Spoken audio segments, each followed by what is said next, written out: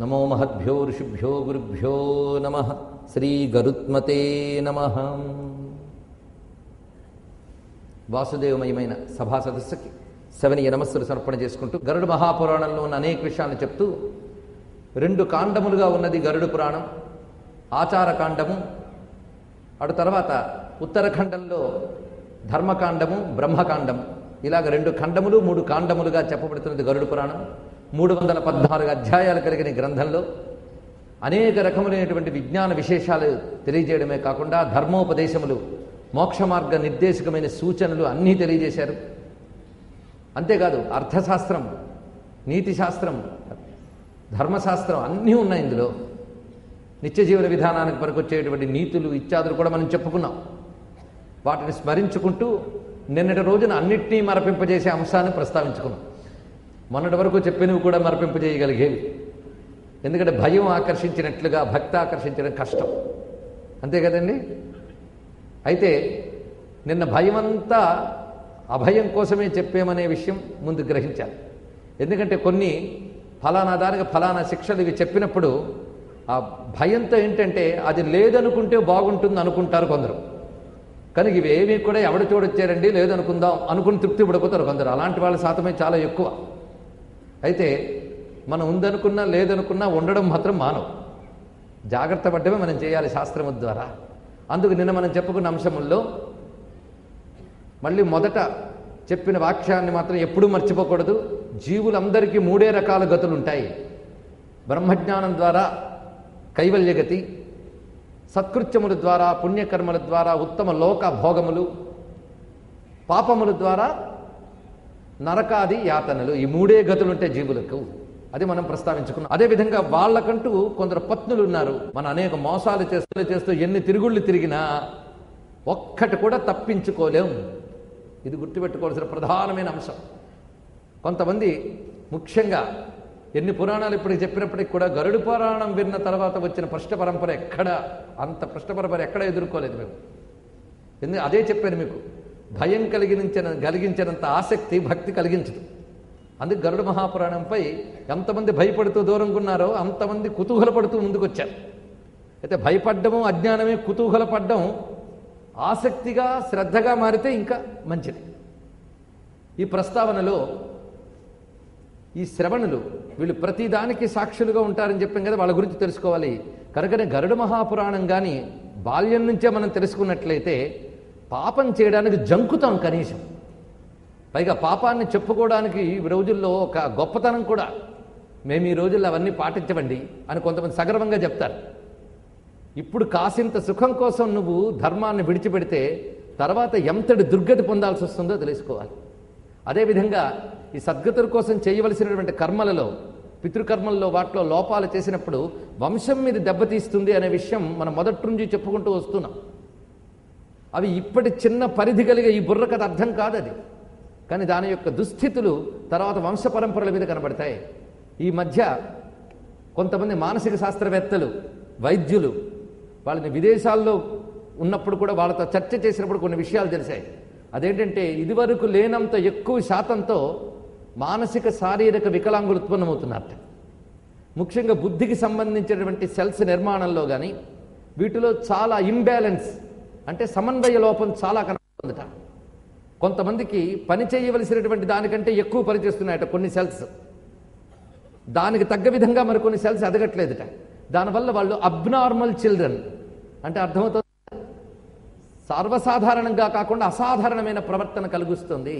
అది భయం కలిగిస్తుంది. దానికోసం ప్రత్యేక పాఠశాలలు, ప్రత్యేకమైన స్టడీ, ప్రత్యేకమైన రీసెర్చ్. చిత్రం ఏంటంటే అనేక పెద్ద పెద్ద ప్రొఫెసర్లు వాళ్ళ పిల్లల్ని కూడా ఆ పాఠశాలలో ప్రత్యేక ట్రైనింగ్ ఇస్తున్నారు. కానీ దాని పరిష్కారం ఏంటో తెలుసుకోలేకపోతున్నారు. వాళ్ళు చెప్తున్న మరికొన్ని విధానాలు ఏంటంటే ఇప్పుడు తింటున్న ఆహారంలో ప్రాకృతిక పద్ధతులతో పండించకుండా కృత్రిమ పద్ధతులతో పండిస్తున్నటువంటి విధానం వల్ల కావచ్చు, లేదా మన పూర్వీకులు పాటించినటువంటి కొన్ని ఆచార విధానాల్లో మనం తీసుకొచ్చిన భయంకరమైన మార్పులు కావచ్చు అని వాళ్ళన్న మాటలే ఇక్కడ చెప్తున్నాం.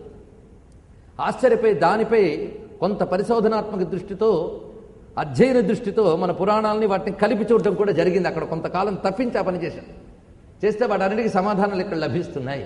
ఏంటంటే దేవయజ్ఞ పితృయజ్ఞ ఋషియజ్ఞాదులు సరిగ్గా చెయ్యకపోతే తర్వాత ఏర్పడే తరాల్లో ఇలాంటివన్నీ ఏర్పడతాయి. మన పెద్దలు ఏవేవైతే ఇళ్లల్లో పూర్వం ఇక్కడ కొంతమంది తలపండిన వారు ఉన్నారు, వాళ్ళకి తెలుసుంటాయి కొన్ని సదాచారములు, వాళ్ళ పిల్లల ఇళ్లలో అవి లేవు. ఆ సదాచారములు కోల్పోవడం చేతనే శరీరంలో ఒక కృత్రిమమైన దుష్టశక్తి ప్రవేశం జరిగి అవి తన సంతానాదులకు కూడా సంక్రమిస్తున్నాయి అని ముగింపు వాక్యం చెప్పడానికి నేనేమీ సందేహించట్లేదు. ఎందుకు అంటే ఋషుల వాక్యాల మీద విశ్వాసం ఉంది గనక ఆ శ్రద్ధతో ఈ విషయం చెప్పడం జరిగింది. ఆలోచించిన వాళ్ళకి ఆలోచించినంత కనుకని ఒక్కడు గుర్తుపెట్టుకుంటే చాలు, మనం చేస్తున్న ప్రతి దానికి కూడా సాక్షులున్నారు. అదేవిధంగా ఋషులు తపశ్శక్తితో చేసిన ప్రతి దాని వెనకాల కూడా ప్రస్తుతం నువ్వనుకుంటున్న సైన్స్కి అందని ఒక సైన్స్ ఉంది. ఇది కూడా తెలుసుకోవాలి. ఋషులు అంటే సైంటిస్టులే, నువ్వు చూడలేని దాన్ని చూడగలిగేవాడే ఋషి, అంతే కదా. అలాంటి మహర్షులు అందించినటువంటి సూక్ష్మ విజ్ఞానం ఆధారంగా ఏర్పడిన శాస్త్రబద్ధమైన సదాచారం, ఇది కూడా చెప్తున్నాను ఇక్కడ. నేను ఒక విషయం చెప్పాను, విశ్వాసానికి సదాచారం శాస్త్రబద్ధమైన విశ్వాసానికి ఉన్న తేడా. అంధవిశ్వాసం దేన్ని అనాలి, శాస్త్ర విశ్వాసం దేన్ని అనాలో చెప్పుకున్నాం. అందుకే శాస్త్ర విశ్వాసం మాత్రం ఎప్పుడూ రక్షిస్తుంది. ధర్మం రక్షతే రక్షిత, ఇందులో సందేహం లేదు. శాస్త్రం ఆదేశించేదే ధర్మం, శాస్త్రానికి విరుద్ధమైనది అధర్మం. ధర్మానికి నిర్వచనం ఇంతకు తప్ప మరొకట్లేమీ లేదు. అందుకే ఇక్కడ తస్మాత్ శాస్త్రం ప్రమాణంతే కార్యాకార్య వ్యవస్థితే అనేటువంటి గీతాచార్యుని మాటలను స్మరించుకుంటూ ఈ శ్రవణుల గురించి ఇక్కడ వివరిస్తున్నాడు. వీరు నరైహి ప్రచ్ఛన్న ప్రత్యక్షం యత్ ప్రోక్తంచ కృతంచ యత్, వీళ్ళు ప్రచ్ఛన్న ప్రత్యక్షాలుగా నరులు చేసినవి, ప్రచ్ఛన్నంగా ప్రత్యక్షంగా నరులు చేసిన ప్రతిదీ వీళ్ళకి తెలుసు. అయితే వీళ్ళు కూడా మనం చేసేవన్నీ పరిశీలిస్తుంటారట, కానీ కొందరిని చూస్తూ తృప్తి పడుతుంటారట. ఎందుకంటే అన్నీ తెలియడం అంటే గొప్ప ఏం కాదు, తెలిసిన దాన్ని భరించగలిగే శక్తి ఉండాలా లేదా అండి. ఎవడేం పాపం చేసినా తెలుస్తోందండి అంటే అదొక బాధాకరమైన విషయం. ప్రతివాడి పాపం తెలుస్తూ ఉంటే అయ్యో ఇంత పాపం చేస్తున్నారని వేదన వస్తుంది. ఇప్పుడు మనలాంటి వాళ్ళకి వచ్చినప్పుడు ఈ దేవతలకు ఎంత రావాలి. కనుక వాళ్ళకు కూడా ఈ భయంకరమైనటువంటి చూస్తూ ఉంటే బాధ కలుగుతుందిట. కానీ ఎవరైనా మంచి చేస్తూ ఉంటే శ్రవణులు సంతోషిస్తారట. ఇలా శ్రవణులు ఎవరిని చూసి సంతోషిస్తారో వారికి నరకంలో బాధలు ఉండవు అన్నారు ఇక్కడ. అది చక్కగా చెప్తున్నాడు. కనుక శ్రవణులు కూడా దేవతాస్వరూపులే. వాళ్ళు వ్రతైర్దానైశ్చ సత్యోక్త్య యస్తోషయతి తాన్ నరః భవంతి తస్యతే సౌమ్యా స్వర్గమోక్ష ప్రదాయినః. వ్రతైర్దానైశ్చ సత్యోక్త్య, వ్రతములు మనం చెప్పుకున్నాం. ఎందుకు చెప్పాం వ్రతాల గురించి ఇప్పుడు అర్థమైంది. కొందరు అనవసరం ఈ వ్రతాలన్నీ చెప్పడం ఎందుకు, తొందరగా నరకలోకం గురించి వర్ణించండి అన్నారు ఒక ఆయన. బాగుపరిచేవాడు గురించి చెప్తే అసహనం, వీటి గురించి చెప్తే భయం. మరి దేని గురించి చెప్పండారో చెప్పండి. సరే, నేను మాత్రం ఇందులో ఏది ఉందో అది చెప్పాలని నా బాధ్యత కనుక అదే చేస్తున్నాను, తర్వాత మీ ఇష్టం. అందుకు ఇక్కడ ఏం చెప్తున్నాడు, ఎవరైతే వ్రత దాన సత్యాదులు పాటిస్తారో వారిని చూసి వీరు తృప్తిపడి సౌమ్యులవుతారట. వాళ్ళకి స్వర్గమోక్షాదులు ఇవ్వగలరు వీళ్ళు. అంటే శ్రవణుల అటెండెన్స్ నరకంలోనే గాలే సాక్షులు శ్రవణులు, మొత్తం గతులకు కానీ ఏ గతులకు కానీ. వీళ్ళు పాపినాం పాపకర్మాణి జ్ఞాత్వాతే సత్యవాదినః ధర్మరాజ పురప్రోక్త జాయంతే దుఃఖదాయినః. వీళ్ళు పాపుల యొక్క చరిత్రని ఉన్నదున్నట్టు చెప్తారట. ఎందుకంటే సత్యవాదులు వీళ్ళు, వాళ్ళు ఉన్నదున్నట్టు చెప్తారు. అంతేకాదు వాళ్ళు చెప్పిన దానికి ఇది కరెక్ట్ కరెక్ట్ అంటూ కొంతమంది పక్కన ఉంటారట శ్రవణులకి. వాళ్ళెవరో చూడండి ఇక్కడ. ఎందుకంటే సాక్షులు ఎవరో తెలిస్తే మంచి చేసుకునే ప్రయత్నం చేస్తాం, అంతే కదండి. సాక్షులను మంచి చేసుకోవచ్చు. ఇప్పుడు ఈ సాక్షులను ఎలా మంచి చేసుకోవచ్చో చెప్పేశారు. ఎలా మంచి చేయొచ్చు, వ్రతైర్దానైశ్చ సత్యోక్త్య, వాళ్ళతో వీళ్ళు మంచిని చేసుకోవచ్చు. మీరిచ్చే బ్రైబు వీళ్ళకి చెల్లదు, ఈ బ్రైబు చెల్లుతుంది. ఏది ఇలా ప్రవర్తిస్తే వాళ్ళు చూసుకుంటారు. వీళ్ళకి తోడు ఎవరుంటారో చూడండి, వీళ్ళు చెప్పింది కరెక్ట్, మేము ఎప్పుడు చూస్తూనే ఉన్నాం అంటారు ఎవరు.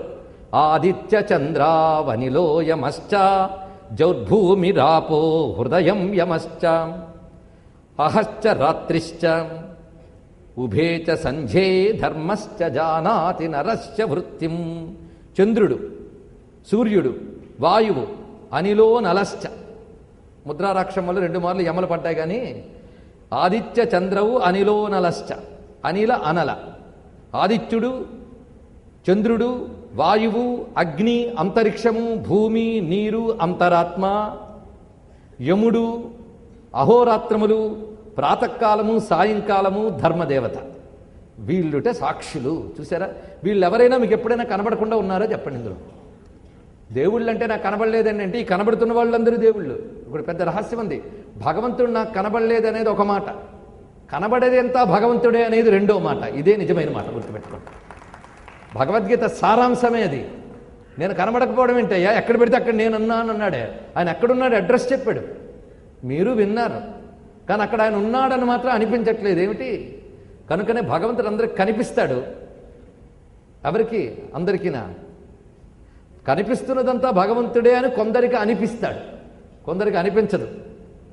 కనిపించేదే ఆయనదో తెలియదు, అది వచ్చింది బాధ. కనుక కనిపించేదంతా భగవంతుడే అనిపించాలి, అది కావాలండి మనకి. కృష్ణుడు చెప్పలేదా గీతలో? సూర్యుల్లో నేనున్నా, చంద్రుల్లో నేనున్నా, అగ్నిలో నేనున్నా, నీటిలో నేనున్నా. ఇవన్నీ నేను చెప్తా. అవునులేండి చదివాం, అవునులేండి చదివాం, అవునులేండి విన్నాం. ఎప్పుడు అన్నారు? నేను మళ్ళీ చెప్తే అన్నారు. అది సూర్యుల్లో విష్ణు ఉన్నాడు, అగ్నిలో విష్ణు ఉన్నాడు అని నేను గీత చెప్పినప్పుడు చెప్పాను, నాకు తెలుసు. అంతేకాదు సందు దొరికిన ప్రతిసారి చెప్తూ ఉంటా యథాదిత్యగత శ్లోకం. కొందరు కంఠపాటు కూడా అయిపోయి ఉంటుంది. ఎన్ని మార్లు చెప్తారండి అని మీరు అనొచ్చు. కానీ ఎన్ని మార్లు చెప్పాను, కానీ ఎన్ని మార్లు అయినా చూసేమా? ఆ సూర్యుడిని చూసినప్పుడు ఈయన విష్ణువు, ఈయన శివుడు అనిపించిందా? చంద్రుడిని చూసినప్పుడు అనిపించిందా? నీరుని చూసినప్పుడు అనిపించిందా? అది ఒక్కడు అనిపిస్తే చాలు, ఆయన ఎప్పుడు జాగ్రత్తగా చూస్తున్నాడని తెలుస్తుంది. వీళ్ళందరూ విష్ణువు కళ్ళుట. సూర్యచంద్రుడు అమ్మవారి నేత్రాలను చదువుకున్నాం, లేదా విష్ణువు నేత్రాలు అన్నారు. అమ్మవారైనా విష్ణువైనా విషయం ఒకటే కదండి. పరమేశ్వరుడి నేత్రాలు అంటే సూర్యుడిని మీరు ఎప్పుడు చూడలేదా? లేదా సూర్యుడు మిమ్మల్ని ఎప్పుడు చూడలేదా? అంటే ఆ స్వామి మనల్ని గమనిస్తున్నాడు. ఒక్క స్పృహ ఉంటే చాలు. ఒక ఆయన రోజువారీలాగా ఆఫీస్కి 10:30 ఈల వేసుకుంటూ వెళ్ళేటప్పటికి ఆఫీసులో అందరూ కూర్చొని సిన్సియర్గా వర్క్ చేస్తున్నారు. వీడికి ఈ ఉద్యోగికి ఏమిటి, ఎప్పుడు ఇలా ఎవరు కనబడలేదు, వాళ్ళందరూ కనబడ్డారేంటి? ఈయన వెళ్ళేటప్పటికి అందరూ కుర్చీల్లో కూర్చోకుండా బల్లల మీద కూర్చొని కబుర్లు ఆడుకుంటూ టీలు తాగుతూ కాఫీలు తాగుతూ ఉండేవారు. ఇవాళ అందరూ స్ట్రిక్ట్గా కూర్చొని పని చేస్తున్నారు టైంకి. ఏంటి వాళ్ళు మీరందరూ ఇలా పని చేస్తున్నారు? నేనేమో ఈల వేసుకుంటానంటే రోజు 12 గంటలకు వచ్చే బాసు వాడు తొందరగానే వచ్చాడు, లోపల కూర్చున్నాడు అన్నట్టు. అవునా అని వీడు సైలెంట్గా వెళ్ళి పనిచేయడం మొదలెట్టాడు. చూసారా? బాసు లేడని చెప్పి ఇష్టానుసారం ప్రవర్తించిన స్టాఫ్ లోపల బాసు ఉన్నాడనగానే ఎలా ప్రవర్తిస్తున్నారండి? జాగ్రత్తగా ప్రవర్తిస్తున్నారు. చూసారా? అక్కడ పాలించే బాసు ఉన్నాడంటేనే ఇంత జాగ్రత్తగా ఉన్నామే. ప్రపంచాన్ని మనల్ని పాలించే బాస్ ఎప్పుడు ఉన్నాడని ఒక్క స్పృహ ఒక్కడ పెట్టుకుంటే చాలా చక్కగా పనిచేస్తాం. అప్పుడు మన పైన యాంటీ కరప్షన్ బ్యూరోలు కూడా పెట్టక్కర్లే, ఆయనే పెట్టు కూర్చున్నాడు మొత్తం కూడా. ఇక్కడ పట్టుకోపోయినా అక్కడ పట్టుకుంటాడు. చూడండి. కనుకనే మీరు చిన్నప్పటి నుంచి చూసేవాడు ఉన్నాడు నా పాఠం పిల్లలకి చెప్తే ఏం పర్వాలేదు. కానీ మనమే చెప్తాం ఏం పర్వాలేదులే, సత్యమనే పలుకవలనను పలకబల్ల మీద రాసి మనమేమో వాడి ముందే అసత్యం పలుకుతూ ఉంటాం. ఇంకా వాడేం వింటాడండి?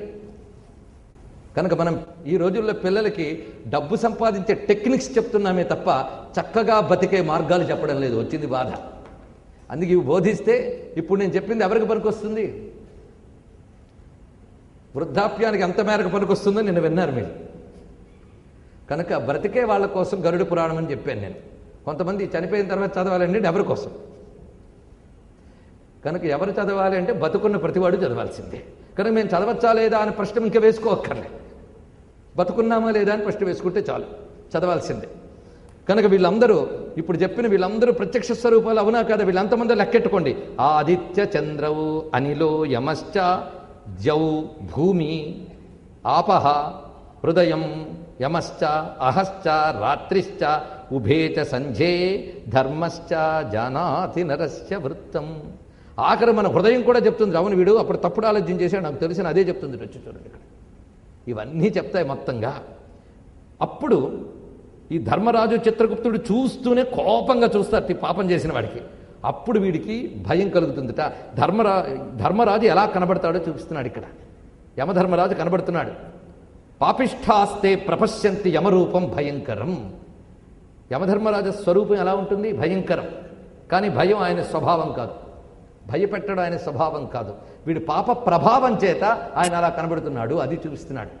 ధర్మరాజుకి ఇదమిత్తమని స్వరూపం లేదుట.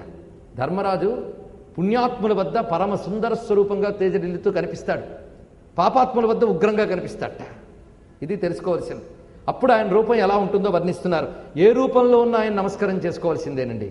ఎందుకంటే ఆయన సాక్షాత్తు భగవత్ స్వరూపమైన, అందుకు ఆయన స్వరూపం చూపిస్తున్నారు. దండహస్తం మహాకాయం మహిషోపరి సంస్థితం. చేతిలో దండము, ఒక చేతితో దండం మరొక చేతితో పాసం పట్టుకుంటాడు. ప్రధానంగా దండధరుడు అని పేరు ఆయనకి. మహా విశాలమైనటువంటి శరీరం కలిగినటువంటి వాడు. మహిషంపై కూర్చుని ఉన్నాడు.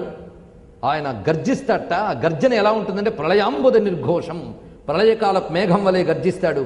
కజ్జలాచల సన్నిభం, నల్లని కాటు కొండ వలె ఉంటాడు. విద్యుత్ ప్రభాయుధైర్భీమం, అంతేకాదు తేజోమయంగా ఉంటాడు. నల్లగా కనిపిస్తున్నా మహా తేజోమయంగా ఉంటాడు. పైగా ఆయన ఆయుధములు కూడా మెరుపుల వలె ప్రకాశిస్తూ ఉంటాయి. 32 భుజ సంయుతం, 32 భుజాలతో ఉంటాట ఆయన. పైగా విశాలమైన నేత్రములతో గోచరిస్తాడు. దంష్ట్ర కరాళవదనం, రక్తాక్షం, దీర్ఘనాసికం. ఆయన చుట్టూ రకరకాల దేవతలు ఉంటారు. మృత్యుజ్వర దేవతలట వీళ్ళందరూ. మృత్యువుల్లో ఎన్నో వెరైటీస్ ఉన్నాయి. మనం అనుకుంటాం చావు అంటే ఒకటేనని. చావుల్లో వెరైటీలు ఉన్నాయి. సర్వమృత్యు నివారిణి అని లలితా శాస్త్రాన్ని మీరు చదువుకుంటున్నారు. ఏమిటి ఇన్ని మృత్యువులు ఉన్నాయా అంటే మనం అనుకుంటా జీవితానికి ఒకటే చావు అని. కానీ ఆ చావు దేవుడికే వరకు చచ్చే చావులు చాలా ఉన్నాయి జీవితంలో. ఇలాంటివి ఎన్నో ఉంటాయట. అందుకే సర్వమృత్యు దేవతలు, జ్వరదేవతలు ఆయన చుట్టూ ఉంటారు. అంతేకాదు చిత్రగుప్తుడు కూడా భయంకరంగా కనిపిస్తాడట. అప్పుడు వాళ్ళని చూసి భయపడి అప్పుడు అనుకుంటాడట, అదత్తదానం పాపాత్మ కంపతే క్రందతే పునః. ఒక దొంగ దొరికిపోతే ఎంత భయపడతాడో అప్పుడు ఆ జీవుడు, పాపజీవుడు అంత భయపడతాడట. అందుకే చోరవన్ నిశ్చల స్థిత అన్నొకటే మాట చెప్పాడు. చోరవత్, దొరికిపోయిన దొంగలాగా అక్కడ చేసిన పాపాలను తలంచుకుని ఏం ఆన్సర్ ఇవ్వగలడండి? చుట్టూ సాక్షులు చెప్తూ ఉంటే తమరేదైనా చెప్పుకోవచ్చు అని జడ్జి అక్కడ ఉండడు. ఎందుకంటే ఆ జడ్జి గారికి గుప్తంగా వెళ్ళి వీడేమైనా చెప్పుకుంటే మరుసటి రోజు వాడు జడ్జిమెంట్లోనే మార్చేస్తాడు. మనం చూస్తూ ఉంటాం. అలాంటి జడ్జిలు ఎవరు అక్కడ లేరు, అందరూ గట్టి గట్టి వాళ్ళు. అందుకు వాళ్ళని ఎవ్వడేమి చేయలేడు కనుక నోరు మూసుకుని భయంతో వడుకుతాట. అప్పుడు అనుకుంటాట, అయ్యో ఒక్క దానం చేయలేదే, ఒక్క సత్కర్మ చేయలేదే, బతుకున్నప్పుడు అవన్నీ చేస్తుంటే దురవస్థ తప్పేది కదా అని మరొకసారి అనిపిస్తుందిట. నిన్న తోవలో ఎన్ని మార్లు అనుకున్నాడు, ఇప్పుడు కూడా అనుకున్నాడు. అప్పుడు ఆ చిత్రగుప్తుడు యముని ఆజ్ఞతో అంటాట, భో భో పాప దురాచార అహంకార ప్రదూషితా కిమర్థం అర్జితం పాపం యుష్మాభిర వివేకిభి. మీకు వివేకం అనే బుద్ధి ఇచ్చే భగవంతుడు శరీరోపాధినిచ్చాడే మీకు, దాన్ని ఎందుకు మీరు వినియోగించుకోలేదు అని చిత్రగుప్తుడు మందలిస్తాట. పైగా అప్పుడు యముడు మీ మీద కోపంతో శిక్షిస్తున్నాడు అనుకోవద్దు. ఆయనకి ఎవరి మీద ఒక ప్రత్యేక ఆగ్రహం కానీ ఇంకోరిపై అనుగ్రహం కానీ ఉండదు. ఇక్కడ తెలుసుకోవాల్సింది యముడంటే ఏమిటి, చిత్రగుప్తుడంటే ఏమిటి, మన్మథుడంటే ఏమిటి, ఇంద్రుడంటే ఏమిటి, జాగ్రత్తగా ముందు మనం తెలుసుకోవాలి. తెలుసుకోకపోతే కొందరు అంటారు హిందువులకు ఎందుకండి ఇంతమంది దేవుళ్ళు అని. దానికి సమాధానం చెప్పాను. ఒక ఫారెనర్ ఇచ్చిన ఎక్స్ప్లెనేషన్తో చెప్పాను. డేవిడ్ ఫ్రాలే హిందువులకు ఎందుకు ఇంత దేవుళ్ళు ఒక ఫారెనర్ చెప్పాడు, మనకు డౌట్ కానీ అది మీకు చెప్పాను కనుక ఇప్పుడు చెప్పక్కర్లేదు. కానీ అక్కడ ఒక మాట అన్నా, హిందువులకు మాత్రమే ఎందరు దేవుళ్ళు ఉన్నారు కాదు, ఎందరు దేవుళ్ళు ఉన్నారు వాళ్ళని హిందువులు మాత్రమే తెలుసుకున్నారు అని చెప్పాను. అవునా లేదా? ఉన్నవాళ్ళని తెలుసుకున్న వాళ్ళు హిందువులు. ఆ విషయం చేత మీరే ఆలోచించండి, మీరే ఒప్పుకుంటారు. ఎందరో దేవుళ్ళని మీరు ఒప్పుకుని తీరుతారు. ఎందుకంటే సృష్టి ఒక భావం వల్ల నడవట్లేదు, అనేక భావాల వల్ల నడుస్తుంది. ఈ అనేక భావాలు ఏ చైతన్యం ఉండడం వల్ల ఉన్నాయో తెలుసుకోండి. ఒక్కొక్క భావానికి ఒక్కొక్క శక్తి ఉంది. మనలో ఆ భావాన్ని నిరంతరం ఉపాసిస్తే ఆ భావం అభివృద్ధి చెందుతుంది. అంతే కదండి? ఆ భావం అభివృద్ధి చెందుతుంది కనుక ఆ భావానికి సంబంధించిన శక్తిని దేవతగా ఉపాసిస్తాం మనం. అలా ఒక్కొక్క భావం. నిన్ను నువ్వు నడుపుకోవడానికే కొన్ని భావాలు ఉండాలి. అలాగే ప్రపంచాన్ని నడపడానికి పరమాత్మ యొక్క మాయాశక్తిలో లెక్కలేని భావాలు ఉన్నాయి. ఈ భావాల్లోనే యమ అనే ఒక భావం ఉన్నది, చిత్రగుప్త అనే ఒక భావం ఉంది. ఎందుకంటే పరమేశ్వరుడు ఈ జగత్తుని నిగ్రహిస్తున్నాడు, అది మర్చిపోకూడదు. ఒక నిగ్రహ శక్తి ఉంది పరమేశ్వరుడి దగ్గర, ధర్మస్వరూపుడు. యతో ధర్మాని ధారయన్ అని శృతే చెప్తున్నది. జగత్తుని ధర్మములతో పట్టి నిలిపేవాడి విష్ణువు. ధర్మము అంటే ఏది ఎక్కడ ఎలా ఉండాలో నియమం. నియమం ఉందా లేదా చెప్పండి. ఇక్కడ ప్రపంచమంతా నియమబద్ధమే. అలా జీవుడి యొక్క బుద్ధులకు కూడా కొన్ని నియమాలు ఉన్నాయి, అవి ధర్మం. ఆ నియమం తప్పకుండా అర్థకామములు సంపాదిస్తూ మోక్షం వైపు ప్రయాణించాలి. అంతే కదా? సృష్టిలో ప్రతిదానికి కొన్ని ధర్మములు ఉన్నాయి. ఆ ధర్మములు ఏర్పరిచిన వాడు ఎవడు? ధర్మములు ఏర్పరిచిన వాడు ధర్మం తప్పిన వారిని శిక్షిస్తాడు కూడా. అది చెప్తున్నారు. ఆ శిక్షించేటప్పుడు ఇది ఏర్పరచడం, అనుసరించే వారిని కాపాడడం, తప్పిన వారిని శిక్షించడం, ఈ వ్యవస్థకి యమ అని పేరు. ఆ నియమాన్ని యమించి నడిపించుతాడని. యమించుట అంటే కంట్రోలింగ్ పవర్. భగవంతుడికి కంట్రోలింగ్ పవర్ ఉందా లేదా చెప్పండి. ఇక్కడ అసలు ప్రకృతిలోనే కంట్రోలింగ్ పవర్ ఇన్బిల్ట్గా ఉంది. దానికి అక్కడ నియంత్రిస్తుంది, ప్రతిదీ ఏదో నియంత్రిస్తుంది. మీరు గమనించండి, సముద్రం నుంచి కెరటాలు లేచినా దానికో నియంత్రణ ఉంది. అవి ఎక్కడ ఆగాలి అక్కడ ఆగుతాయి ఖచ్చితంగా. గాలికో నియంత్రణ ఉంది, పంచభూతాలకో నియంత్రణ ఉంది, ప్రతిదానికో నియంత్రణ ఉంది. నియంత్రణ దానిలో నియమించిన వాడెవడు, నియమించి నడిపించేవాడెవడు? అందుకే ఆయన గురించి చెప్తూ ఉపేంద్రో వామన ప్రాంశరమోఘ శుచిరుర్జిత అతీంద్ర సంగ్రహ సర్గో ధృతాత్మ నియమో యమ. ఆయనే నియమో యమ. కనుకనే యముడు ఇంద్రుడు అనగానే వాళ్ళేదో చోటా చోటా దేవతలు వాళ్ళ మీద జోకులు వేయడం ఇలాంటివి మొదలు పెడితే నారాయణుడి యొక్క మరొక స్వరూపాన్ని నిందించిన దోషం వస్తుంది. దేవనింద ఏ రూపంలోనూ చేయకూడదు, గుర్తుపెట్టుకోండి.